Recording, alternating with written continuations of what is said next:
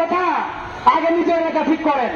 আসেন আজকে থেকে শুরু হোক, সরকারকে চাপ প্রয়োগ করেন, দোকানঘাট সবগুলাকে নিরীক্ষণ করেন, কোন দোকানে ইসরায়েলের পণ্য পাওয়া যায় ওই দোকান বয়কট করেন।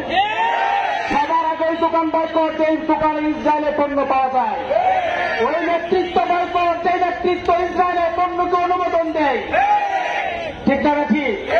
এগুলাকে আগে শাস্তি করতে হবে, বের করতে হবে, সরকারকে চাপ সৃষ্টি করতে হবে। আমাদের জন্য রাস্তা খুলে দাও।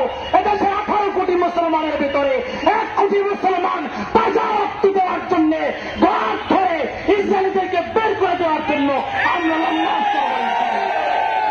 আমরা লং মার্চ করব,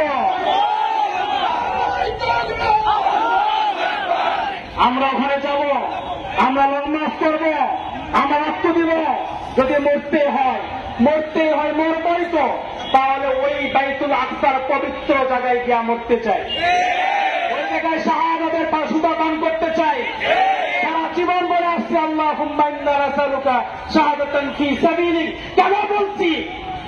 যদি যুদ্ধের ময়দানে না যাই, লাভটা কি এখানে বসে থেকে? এজন্য আমি আহ্বান করব, আসেন সবাই, কি জামাত ইসলাম, কি ইসলামী আন্দোলন, কি খেলাফত মজলিস, আর কি বিএনপি, আর কি সব বাদ দেন, এটা যার যার জায়গায় আছে, কিন্তু মুসলমানের স্বার্থ রক্ষায় আমরা সবাই একাকার হয়ে যাব ইনশাআল্লাহ।